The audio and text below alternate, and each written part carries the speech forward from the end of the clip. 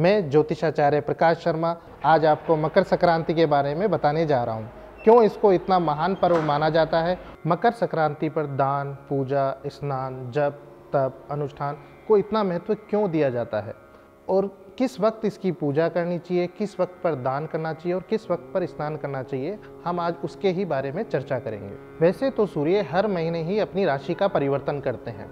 सूर्य धनु राशि से मकर राशि में प्रवेश करते हैं और यह माना जाता है कि जिस दिन सूर्य धनु राशि से मकर राशि में प्रवेश करते हैं वो तब से उत्तरायण के दिन शुरू हो जाते हैं। मतलब कि सूर्य दक्षिण से उत्तर की ओर आ जाते हैं और जब सूर्य उत्तर की ओर आते हैं तब यह माना जाता है कि यह देवताओं का दिन होता है और जब तक सूर्य दक्षिण में रहते हैं उन्हें माना जाता है कि वह देवताओं की रात होती है।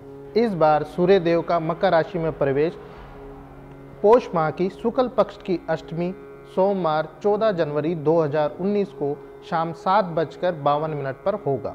मकर संक्रांति पर जो देखने वाली बात होती है वो है मकर संक्रांति का पुण्यकाल, जो इस बार 14 जनवरी को 1:28 दोपहर को शुरू होगा और अगले दिन 15 जनवरी 2019 को सुबह 11:52 पर समाप्त होगा।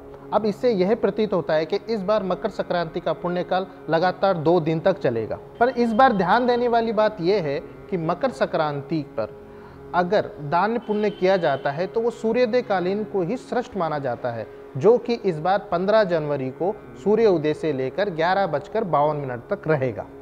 मकर संक्रांति में सूर्य के प्रवेश से ही साल भर का शुभाशुभ ज्ञान भी देखा जाता है। शास्त्रों में यह मत भी है।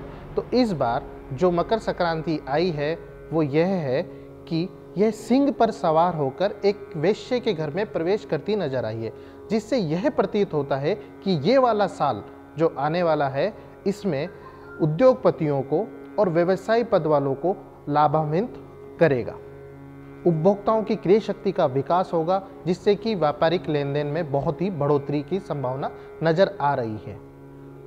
इस बार मकर संक्रांति का प्रवेश भवकरण में हुआ है, जिससे यह प्रतीत होता है कि मकर संक्रांति का प्रमुख वाहन सिंह है और उपवाहन गजराज है।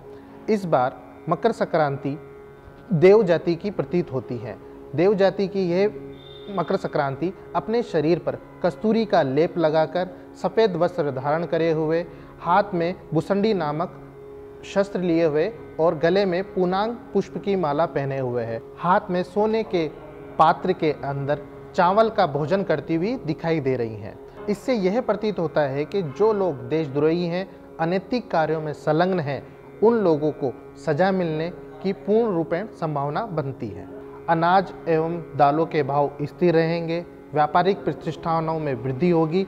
शास्त्रों में यह मत है कि मकर संक्रांति के पुण्य काल का अधिक से अधिक फल पाने के लिए जातक को स्थिर अवस्था में नहीं रहना चाहिए। इस वक्त व्यक्ति को जप, तप, अनुष्ठान, दान, पुण्य, स्नान आदि कार्य में अपने आप को संलग्न रखना चाहिए, जिससे कि वह इस पुण्य काल का अधिक से अधिक फल प्राप्त कर सके। मकर संक्रांति पर्व का केवल धार्मिक ही महत्व नहीं है, इसका महत्व ऋतु परिवर्तन और कृषि से भी है और यह तीनों चीज़ें मानव जीवन का एक आधार स्तंभ है।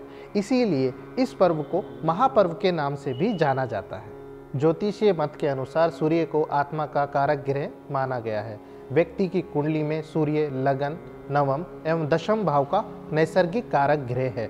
सूर्य से ही हम व्यक्ति के अंदर आरोग्य, साहस, पराक्रम, राज्य से लाभ, राज्य नेतृत्व और आदि के गुण, सुख, शांति और धर्म को हम सूर्य से ही देखते हैं। पुराणों में यह भी मान्यता है कि इस दिन जो मृत्यु के प्राप्त व्यक्ति हैं उनको मोक्ष की प्राप्ति हो जाती है, क्योंकि सूर्य के उत्तरायण होने से आत्मा को मोक्ष की शांति मिलती है।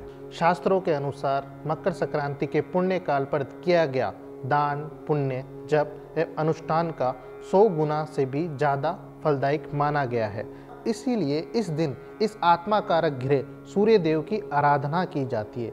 इस दिन किसी पवित्र नदी में स्नान करने को अति उत्तम माना गया है, परंतु यदि यह संभव ना हो तो हम घर पर ही नहाने के पानी में पवित्र इस नदी के जल को या तीर्थ स्थल जल को मिलाकर भी हम स्नान करें तो भी वह पुण्य की फल की प्राप्ति होती है। अगर यह भी संभव ना हो तो नहाने के पानी में हम कच्चा गाय का दूध मिलाकर, दही मिलाकर भी स्नान कर सकते हैं। इससे भी फल में वही प्राप्ति होती है जो कि तीर्थ स्थल या पवित्र नदी में जाकर प्राप्त होता है। सूर्य उदय होने से पूर्व हमें स्नान करना चाहिए।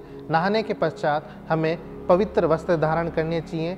अगर वस्त्र लाल रंग के हो तो अति उत्तम, क्योंकि सूर्यदेव को लाल रंग से बहुत प्यार है और उनका पूरा शरीर लालिमा लिए हुए होता है। इसके पश्चात लकड़ी के पाटे पर लाल वस्त्र बिछाकर सूर्यदेव की स्थापना करें और विधि पूर्वक उनकी पूजा अर्चना करें और सूर्य मंत्रों के जाप करें।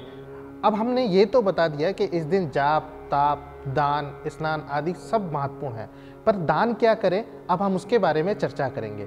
इस दिन गेहूं का दान, अनाज का दान बहुत ही महत्वपूर्ण माना गया है। अनाज के साथ घी, तिल, गुड़, काले तिल, सफ़ेद तिल या गुड़ से बनी हुई मिष्ठान बहुत ही उत्तम होते हैं दान करने के लिए। इस दिन, मकर संक्रांति के दिन, उत्तर प्रदेश के कुछ क्षेत्र में खिचड़ी के दान को भी बहुत महत्व दिया गया है। दाल और चावल को मिक्स कर खिचड़ी बनाकर खाना और उसका दान करने को बहुत महत्व दिया गया है। आशा करता हूँ आपको दी हुई जानकारी से आप संतुष्ट होंगे। आपको पता लगा होगा क्यों हम मकर संक्रांति को इतना महत्व देते हैं, क्यों मकर संक्रांति पर इतने दान, पुण्य और अनुष्ठान और जप तप किए जाते हैं, किस तरीके से सूर्य देव की आराधना करनी चाहिए और किस तरीके से हमें स्नान करना चाहिए। मैं यही कामना करूँगा सूर्य देव इस साल आपकी मकर संक्रांति को बहुत ही मंगलमय बनाए, पूरा साल आपके जीवन में खुशियाँ आए, संपदा आए, सुख आए, शांति आए। जल्द ही मैं बसंत पंचमी पर भी एक वीडियो और बनाने वाला हूँ। कृपा करके हमारे इस चैनल को सब्सक्राइब करें, लाइक करें और इस वीडियो को शेयर करना ना भूलें। धन्यवाद।